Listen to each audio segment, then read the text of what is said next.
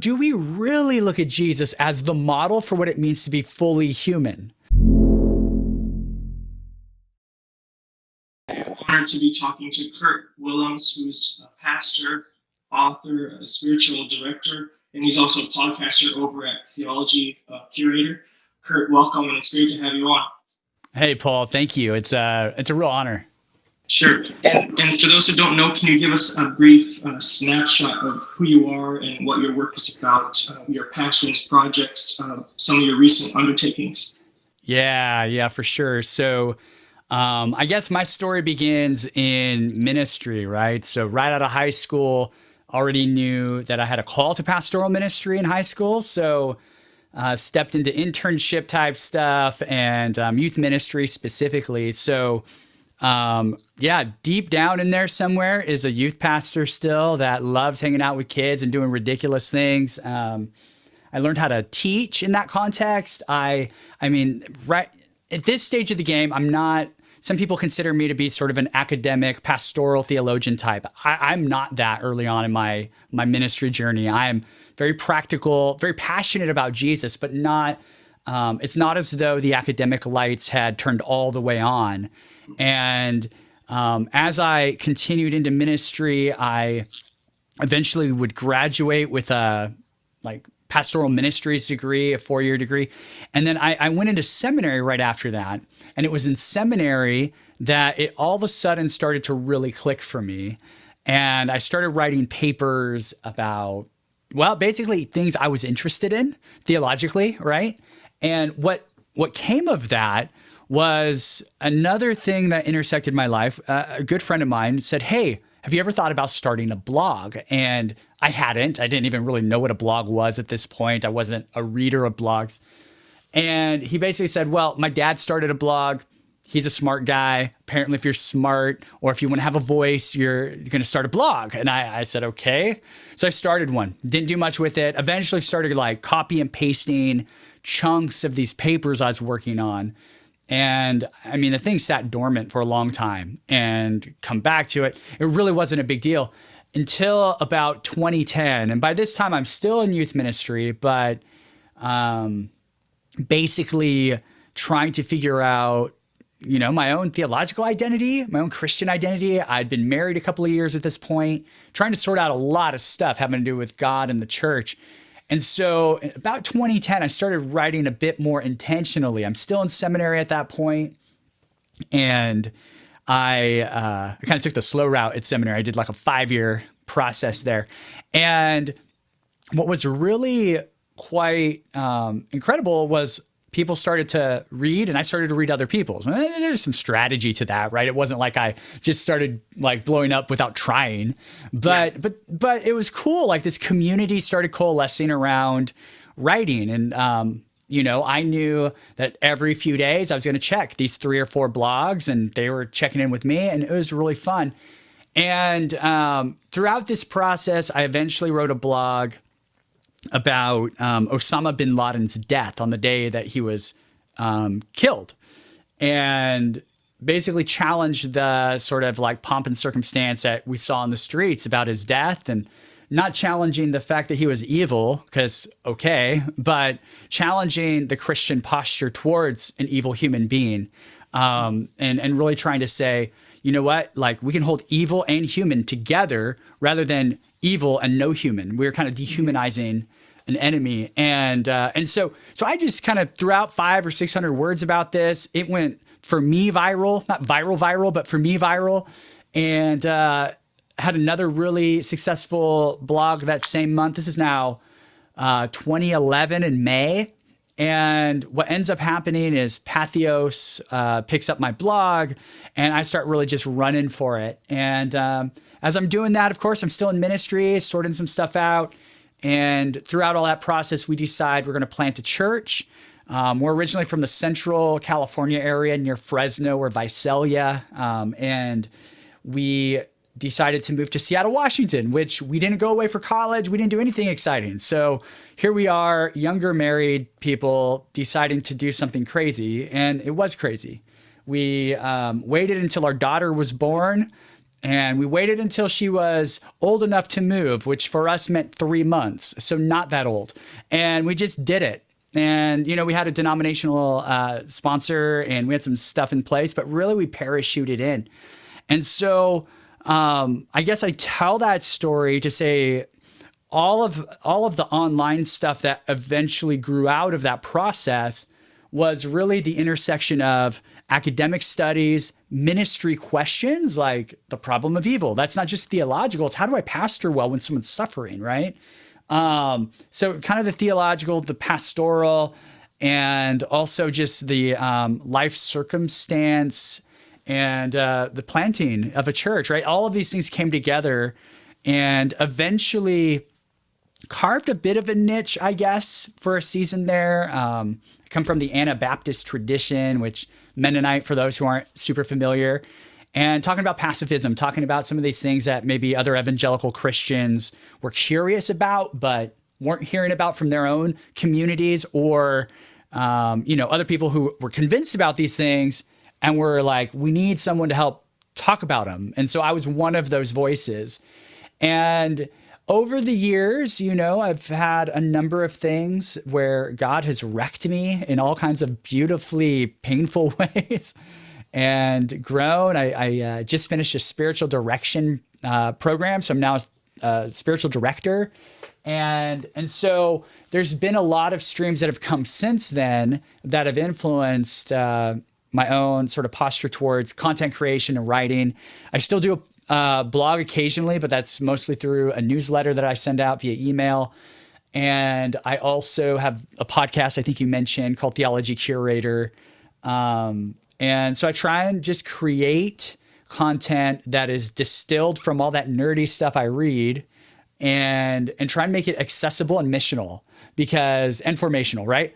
If all this knowledge is only because we want to be smart, that's stupid to me. I don't want to live like that. I want information that is distilled down to a point where it actually has ramifications for how we live in the world and who we become in Christ. And so as I've grown in that, which took a while, and I'm still growing in that, I've always wanted to write a book, and a lot of failure, a lot of almost since I started at Pathos kind of forward, honestly, that whole season, trying to get deals, trying to, off and on.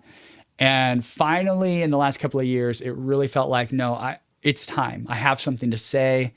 And it finally worked out. And I wrote a book this year called Echoing Hope, How the Humanity of Jesus Redeems Our Pain. And right now, as I'm talking, at least, I don't know when this goes live, but as I'm talking, I don't yet have a real copy of that in my hand. And so it feels like this thing I did for school still. It doesn't feel real. So I'm hoping when I finally see a book, it's going to be like, oh, I wrote a book, So that's been a snapshot of the journey. There's a lot that I didn't mention, but hopefully that gives folks an idea of where I'm coming from. That's helpful, and I received recently, the copy of Echoing Hope, it's your first book. First book, yeah. First book. It's awesome. I'm halfway through, and I'm wrestling through it. And it's powerful in that you're showcasing Christ's humanity and its implications, dealing with the problem of evil, dealing with the problem of the evil one, human pain, how these intersect. And I was going to ask you, like, what prompted you to write this? You're saying just your journey in seminary and pastoring. Yeah. This was kind of the culmination of all that, you're saying. In some ways, yeah. And it's a culmination in the fact that I tend to just follow my interests and just see where the rabbit trail goes. And so the original version of this book, before I finally landed on the book I'm happy I wrote, was about the humanity of Jesus, but not necessarily focused on the issue of pain. And so that was the theological thread. And as I was working with my agent and we were kind of massaging this thing through, getting some feedback from people, it was like the content is there, but where's the raw space where human people that are actually going to try and read this thing are going to be like met with Jesus, you know? And so I've had to really learn to write both as someone who's passionate about biblical studies and passionate about regular folks on the journey with Jesus. And I've had to learn how to integrate these two. So the second round of idea came through when I just was processing, okay, so what's beneath the humanity of Jesus that matters here for people? And how does it connect to my life? And it was pain. I know pain very well. A lot of people do, right? And it became very clear that if I were going to produce some sort of a book on Jesus's humanity, it had to be rooted in our common experience of it is broken, it's a mess, and yet Jesus shows us how to live in spite of that. And so that's kind of how the book itself was born, and it's born out of my own pain. I mean, so it's why is Jesus's humanity important to me? Well, I've discovered it's because life is hard, and I want to know that I'm not alone in that. And so that's probably the foundational thing that comes to mind. Okay, and related to that, how would you, what would you say that individuals and communities miss out on when they downplay something as central as the humanity of Jesus? Oh man, so much. And you know what? I don't think anyone downplays it on purpose. At least not in like I'm going to use these words loosely, but like Orthodox Christian communities, right? Like we know that Jesus is both human and God, right? That's not up for debate. No one, I don't go to church on Sunday at a random evangelical Christian church or whatever, and someone's up there saying Jesus was only God. Like everyone would freak out about that. Like that's not up for debate. But what happens is we miss the real way in which Jesus isn't just human by happenstance, but for a purpose. And it's, yes, to redeem humans as a human, 100%, right? The crucifixion and resurrection, that has to happen by a human for humans. That's how God set up the story. I mean, I'm sure God could have done other things, but that's how God set up the story. And so that we also tend to get basically right.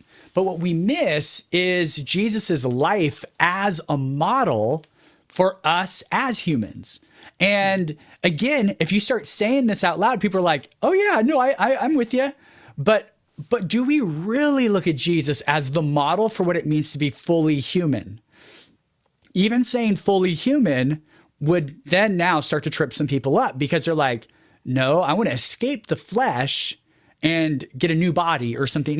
There's a lot of this language in Christianity that actually degrades being human, but being human is what we are. And what God, to be an image bearer is to be a human.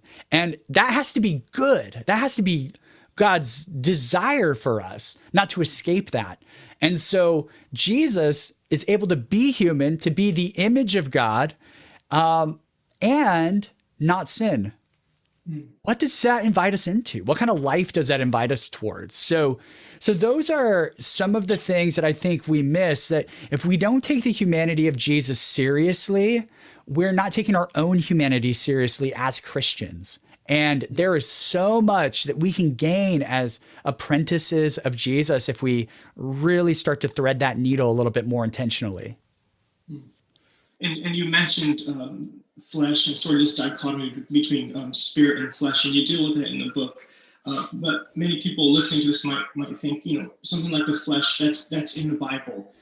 So can you speak into what you think Paul, because Paul predominantly uses this term, the flesh, what he means by the flesh? Does he mean our bodies? Does he mean our natural inclinations? What is the flesh? Yeah, so one way that I think about this is the flesh is that part of us. Now again, Paul uses this as a metaphor for the human problem, right? So sometimes in Greek, flesh can literally mean like your meat, your skin, your bones, right? So I don't want to like oversimplify this, but the way Paul seems to use it is somewhat metaphorically to say that there is this human part of us that has these tendencies towards the things that we think are going to satisfy our cravings, right? And just think about this. It's the beginning of a new year, and tons of people are on diets. I'm doing Whole30 again just for a reset, right? Like this is just something that's kind of known in our culture. Why do we do those diets? Well, I know why I have to do them sometimes, because when I'm stressed out, I sometimes at 10 o'clock at night will go grab an extra bowl of cereal because I think it's gonna make me feel better. That's a fleshly instinct, right? And there is body-driven impulse to that. There's mechanical processes that are driven by that. And so, using that silly example, what would it look like for me to put that impulse under the lordship of Jesus by following Jesus? Not to eat the Mediterranean diet, because that's now the best one, but mostly to say, as an example, that our impulses, our bodies tell us to do things that are not humanizing, to put it one way. And so the Christian journey is partly about allowing our bodies to come under the reign of Jesus. And, I think one clear example of this is sexual desire in Paul.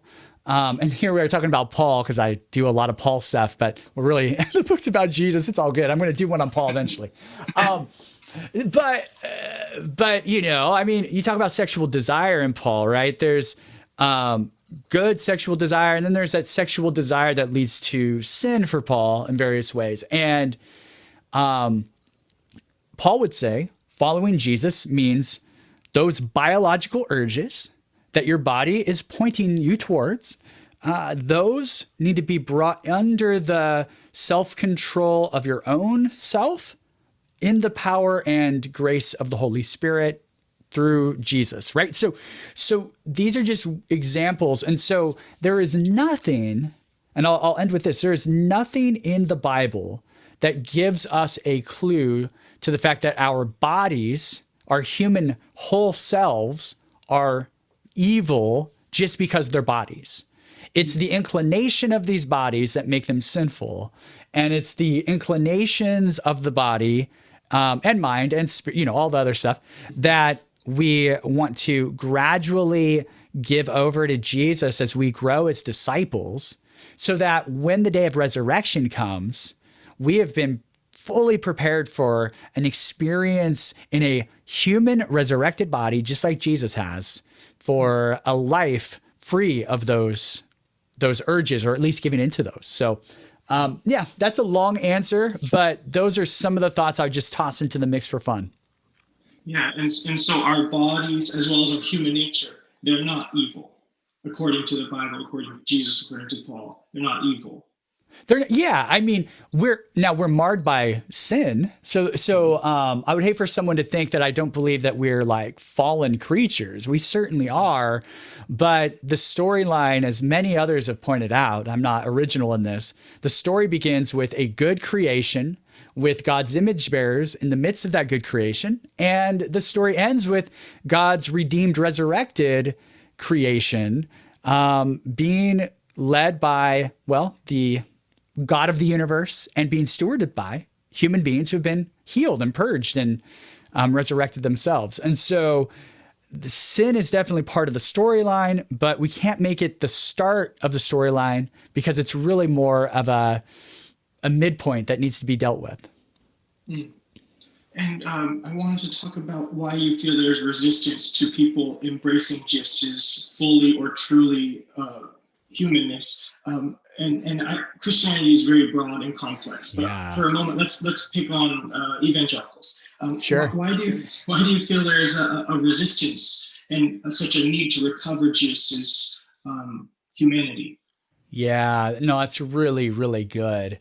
There has been for a couple hundred years an escapism mentality, I think, in evangelicalism. And anyone listening to this, I claim evangelicalism, even with all the baggage. I've not written about my departure from.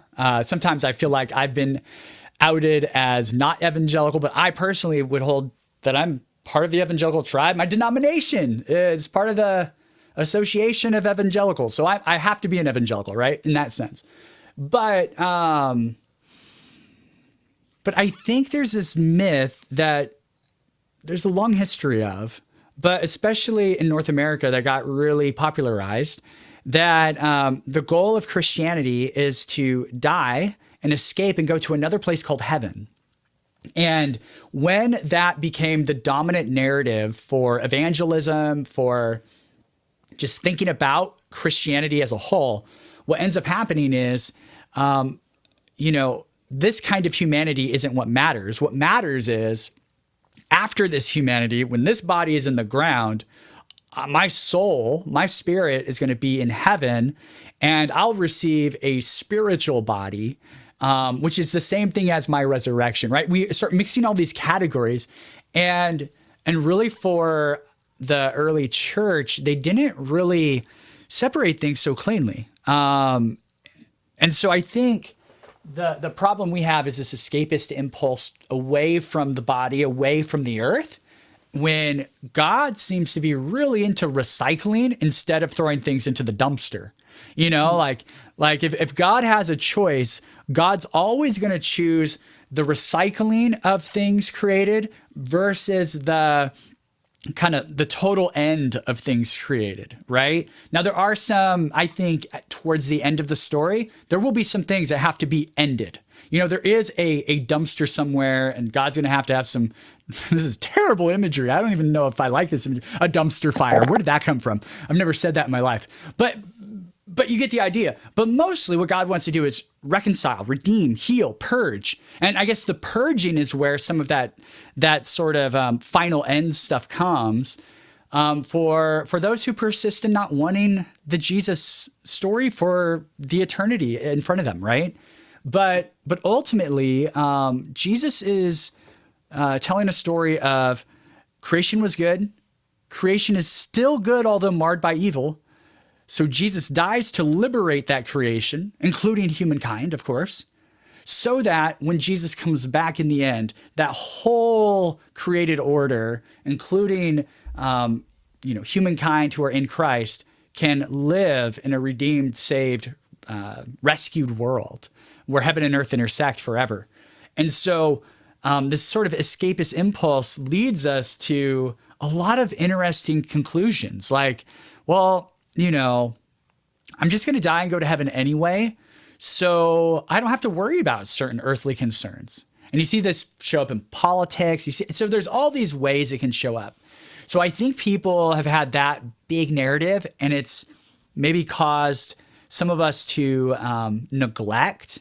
But getting a little more practical, and this will be much shorter, practically speaking, I also think it's the worship impulse, which I am all about worship. But I think we spend so much time worshiping Jesus, the transcendent, albeit our friend. You know, we use a lot of this relational language, but our experience of God is transcendent. We don't have Jesus in a body in front of us. And so even experientially, it's hard for us to imagine that Jesus is currently in a body, which according to the Bible, Jesus is currently in a physical human body.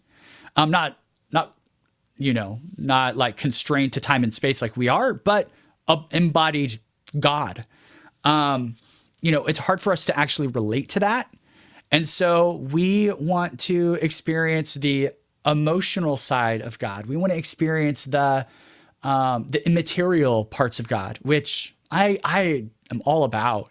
But, if we can take all of that, which is good, and then say, in light of all of this that we're experiencing with God, what if we put a face and a body to it so that we can move our body through the world like Jesus moved his body through the world? Maybe there'd be some beautiful connections made when it comes to discipleship. So I think it's a big deal in a lot of different ways. Those are just two things that really came to mind.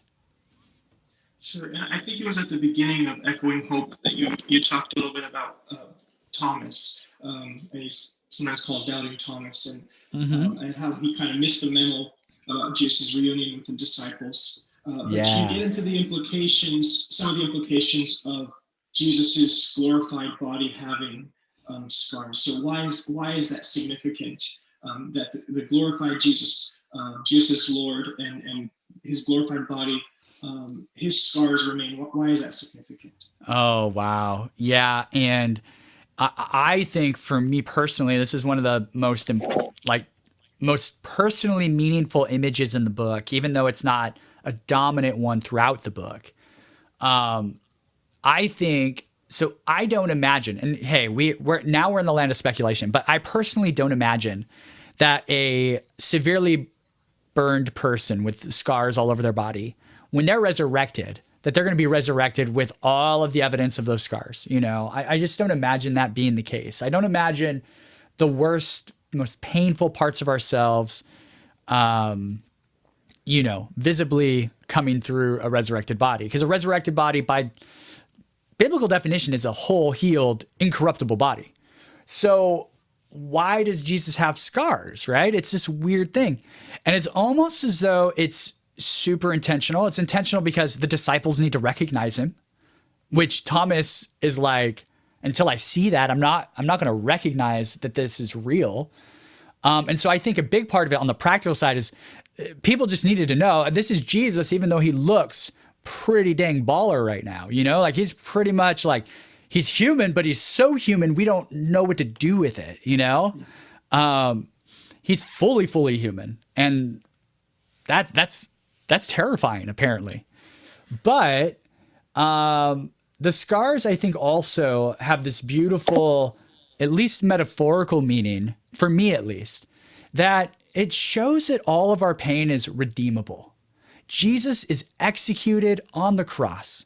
He's killed. Like, this is the worst way you can die. I mean, there are very few other means of torture that have ever been invented in human history to kill people, worse than like the crucifixion.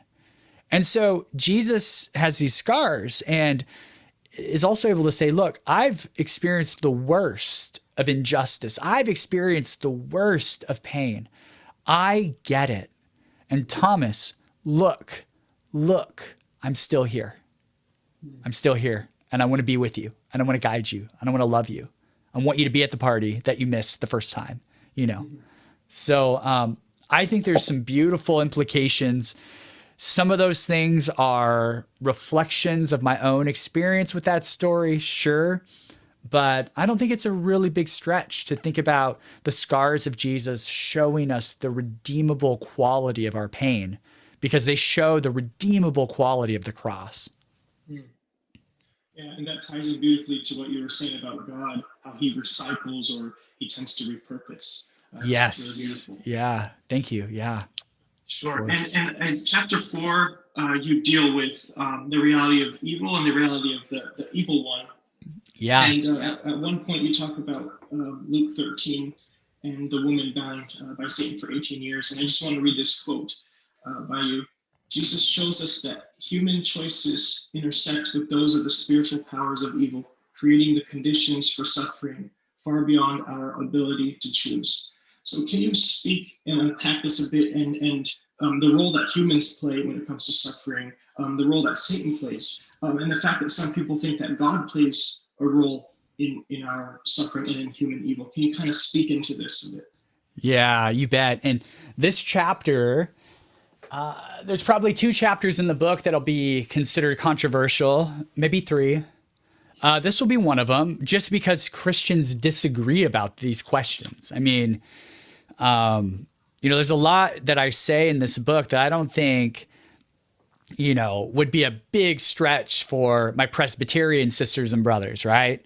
Or other traditions. But this chapter, I decided to just show my cards a little bit about what I actually think, about the problem of pain and evil and suffering. And, there's a couple of layers. So the first one that you mentioned, I think that great is maybe the best word I have for it.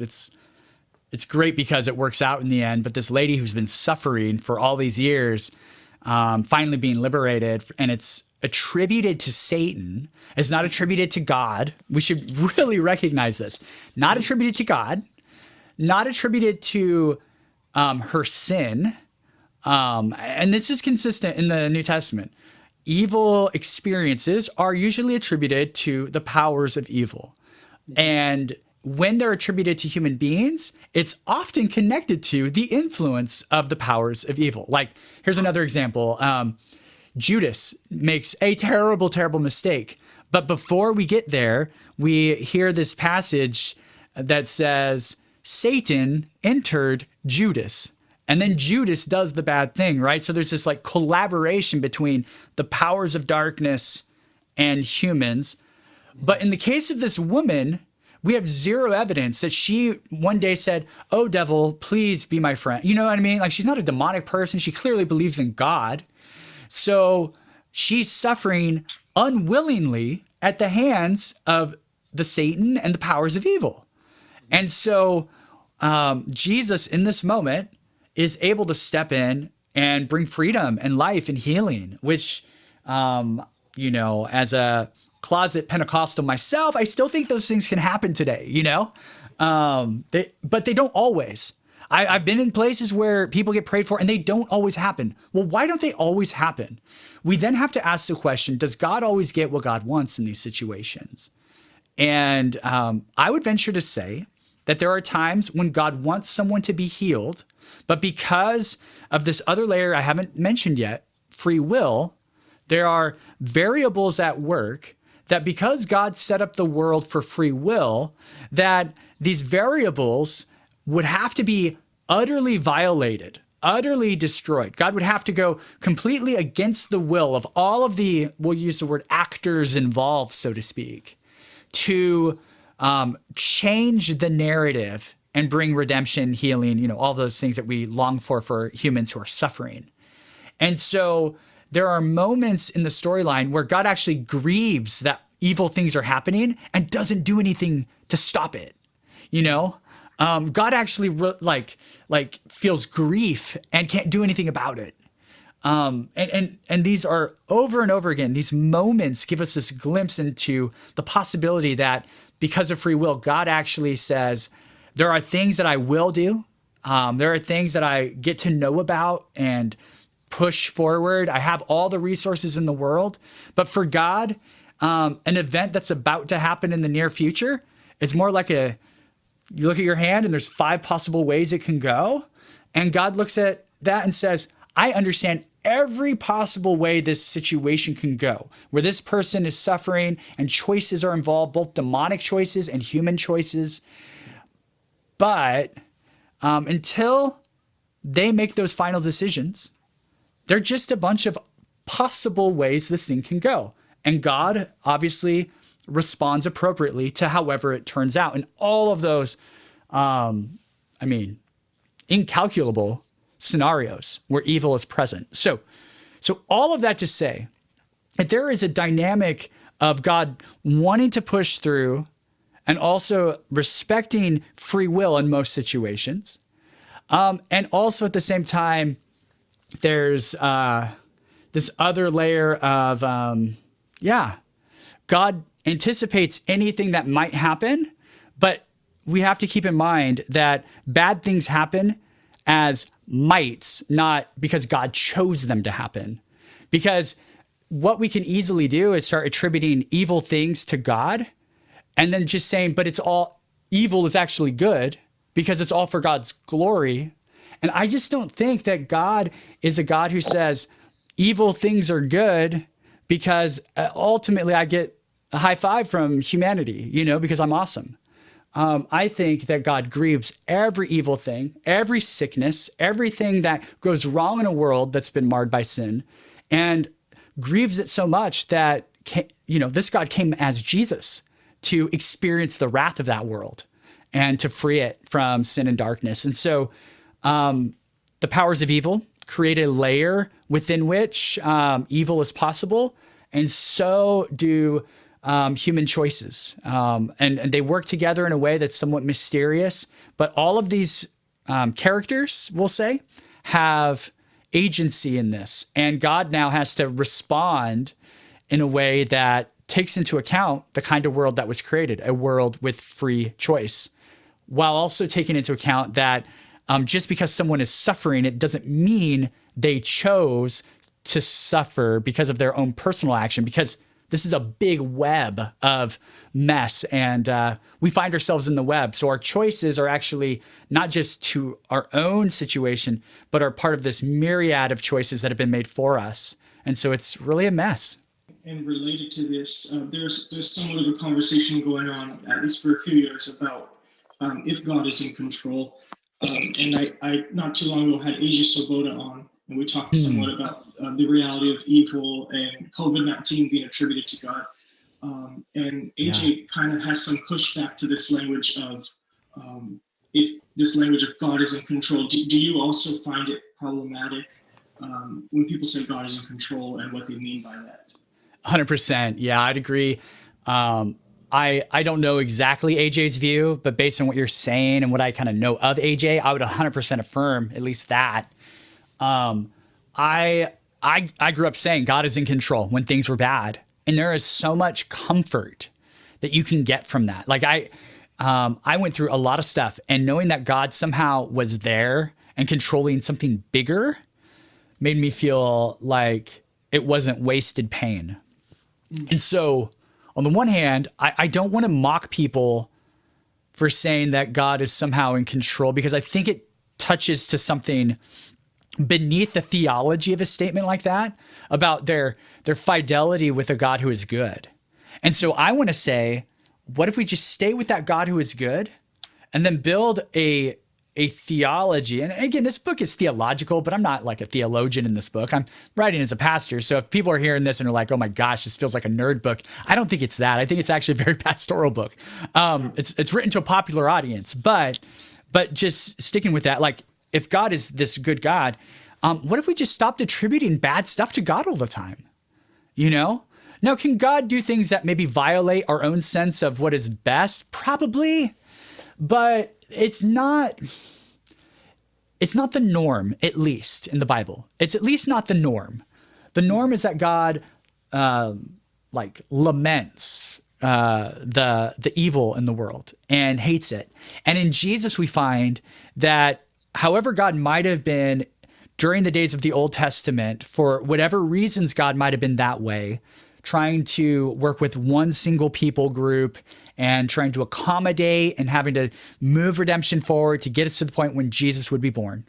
However messy that is, when we look at Jesus, we see the finality of what God wants for the world. And God wants to engage the world in perfect love, in nonviolence, in absolute hospitality towards people who are resistant to this God. And so God being in control during the pandemic, for me, if I were to say that, I would mean that God isn't like aloof and off somewhere, not caring, right? But that God is intimately here and influencing anything that God possibly can influence without violating the free will that God has infused creation with, all the way down to the molecular level. I mean, this isn't just humans and animals. This is like angels and demons and the Satan, and then the molecules that are unseen as well. And so God will do anything God can with what God has. And as Christians, we're invited to partner with this God, following Jesus, becoming more human like Jesus is human, so that we can co-labor in this effort to bring about what is good with God, and do so with resources we could never imagine without God. Wow. And something you touched upon in the book, and you mentioned now how God laments, but something you touched upon in the book is the practice and the value of lament. And when it comes to lament, overall, do you feel the American church grasps this concept well? No, not the church as a whole, and definitely not the church that has a majority of white people a part of it. As white Americans specifically, we do not have the tools for lament intrinsic into our cultural DNA. Now, that might not be true for certain pockets of, some micro groups that happen to be identified as white in the United States. I think of groups that have gone through in the last generation or two something like genocide or something just horrible.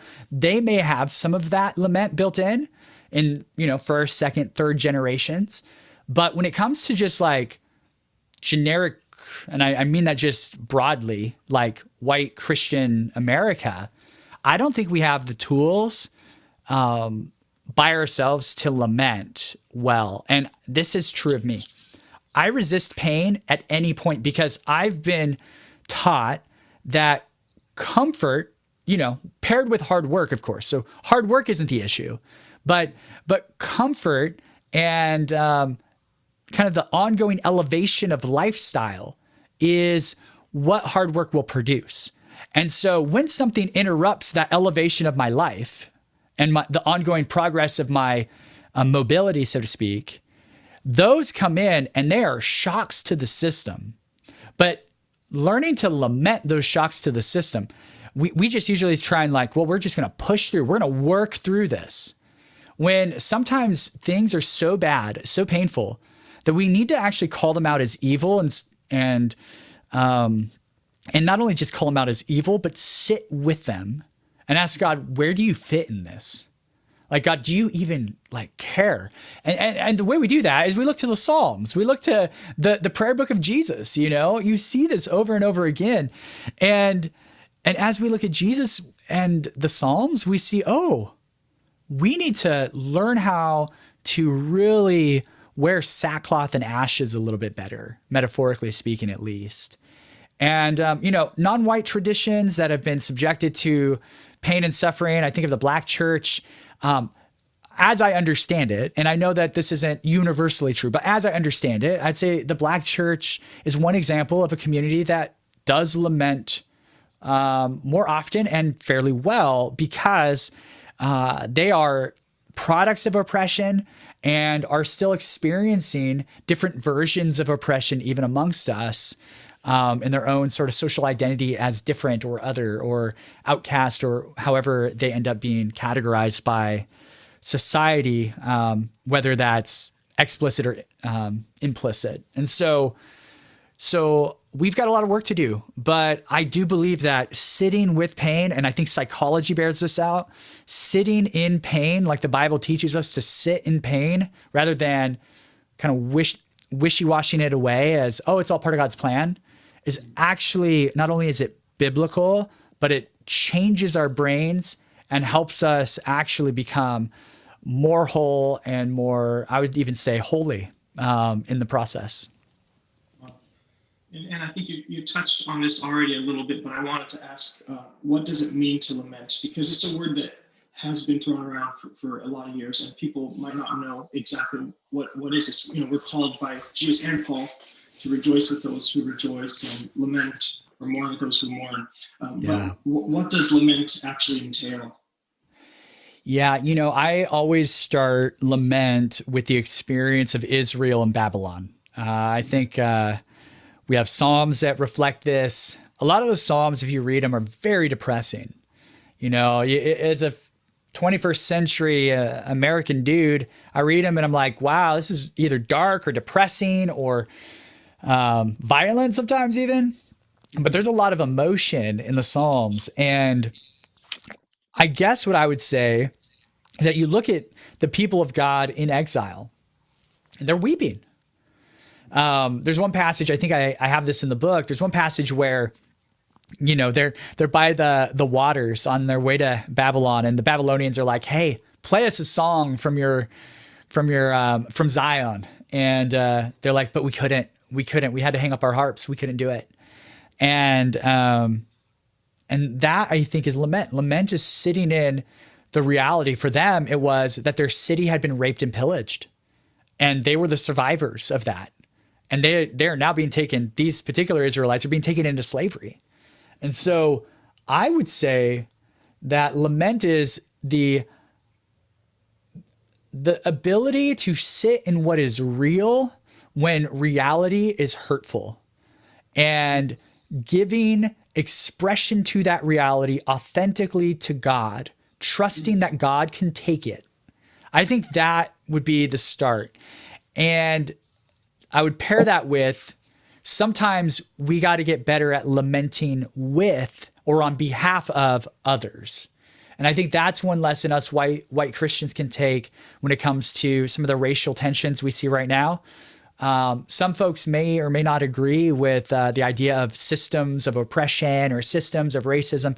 The Bible seems to agree that some of these exist. I mean, the lady who is bound by Satan, she's part of a web of systemic evil. There's no getting around it. That human people are playing a part in her oppression as well. By excluding her, by pushing her away, so there is webs of sin in some form, and whether or not we understand all of how that works out for, people of color, for instance, we are invited as Jesus followers to say, if my sisters and brothers say they are suffering in particular ways that are different than mine, I want to join in lament. I want to join in calling out to God and saying, this can't be the best you've got. Help us, calling out to God for, with truth, and then saying, God, can you also be present in this truth, that this is painful, this is wrong, this is evil, and are you going to be here for us? So I think on the behalf of others, and then also in our own lives, learning to lament is so important. And I'm sure you heard about the book Reading While Black by Esau Macaulay. Yeah, I have. I've heard wonderful things about it. I actually hope to interview him eventually on my podcast, because I just keep hearing such good things about that book. Yeah. Yeah. It's a powerful read. I want to read it a second time. I did kind of skim through it, but it's so powerful of so many highlights. But in one of the chapters toward the end of the book, he does talk about those Psalms of dashing the child against the rock, and how he feels that the Black experience and even Black rage, is related somehow to those Psalms. And and once I read that, I realized that a lot of times white evangelicals and even me, we have an issue with those Psalms, and yet there are some groups who are like, hey, I understand those Psalms. And wow, and we can learn so much from our Black brothers and sisters. Great book. Wow. Yeah. No. And I think, I just echo your experience of all of that you just said. And, I certainly think that in the midst of oppression, when you have real anger, that's the kind of thing that it's kind of like me. Sometimes I'm a pacifist. And I just believe Jesus taught nonviolence. That's not necessarily a huge point to talk about right now, but there are times when I get so angry that I say, I really want to just sock that person in the face. Now this is way low level compared to what Professor Macaulay is talking about, right? But like, I can understand to a point, and then appreciate the point even more when I start to say, oh yeah, do I really want that person's face to be impaled? Well, maybe not actually, but in my anger, I might, and if we hide that anger from God and we hide that anger from ourselves, I don't know, it may come out in all kinds of weird ways that we really wouldn't want it to. And so I think we got to give all of that rage to God rather than hide that rage. And I think I have so much to learn in this area. I mean, I will spend the rest of my life needing to grow in this area. There's no doubt in my mind. Yeah. Wow. And last question is a pretty easy question. We're going to get into politics. Yeah, sure. Okay. That sounds super easy. It's pretty easy. And before I get into my question, I want to just quote a part of your book in which you say, "For Jesus, love looks like solidarity with the outcasts of this world. In his experience as a marginalized man in a militaristic empire, Jesus chose solidarity with the powerless and poor first." And so throughout the book, and from what I know about your platform in general and your blog, you do touch on politics, and you comment in the book specifically about where our allegiance as followers of Christ is to be, and how this is not your language, but you were saying we have to be our allegiance pledged to Jesus first and foremost is basically what you're getting at. And when it comes to modern American and modern American Christians, there is a reaction to this kind of attitude by the left and the right, as you have to choose a side. You have to choose a side. And your position, which is mine, from what I know, it can get mocked by the left and the right as, oh, you're just trying to find the middle way. And so what's your response to that kind of reaction of you're being cowardly or naive or insincere? Yeah, man. No, that's really good. There's a lot of things I could say. So you're absolutely picking up on a huge theme for me. I say it many times in the book, but it's not like it's the big idea of the book. But I try and just highlight, like, Jesus was a marginalized human. So those of us who don't experience that on the day-to-day basis actually have another layer that we have to push through to experience Jesus's humanity. The more we can identify with marginalized human beings, the more we're going to be like the Jesus who did that very well as a marginalized human being, right? Jesus wasn't born in Rome, is one of the things I say. He was born in Bethlehem, not even in the capital of Israel, And so I would say a few things about this. Number one is my personal conviction on this is that it is possible to be a Christian and be a Republican. It is possible to be a Christian and be a Democrat, a socialist.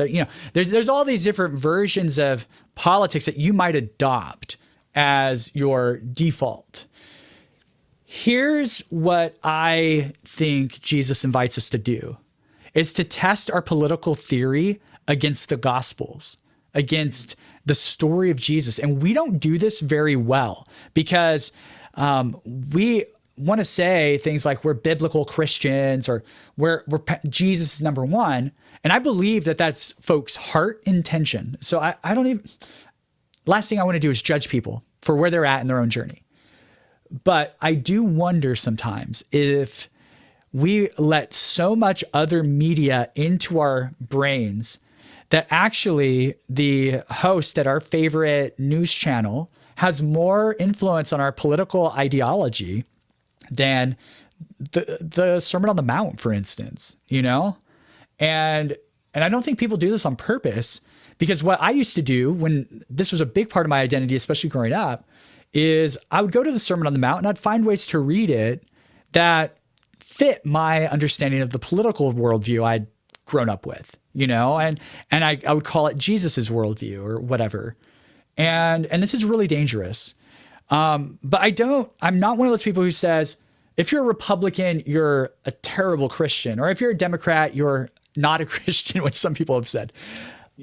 That being said, I think as we grow in maturity as followers of Jesus, we have to take the issues where people are being marginalized, they're suffering, they're hurting. Human flourishing issues need to be taken out of the boxes of our political preferences and into what actually will alleviate suffering in our world. And sometimes, honestly, that's liberal solutions. And a lot of evangelicals hate hearing that.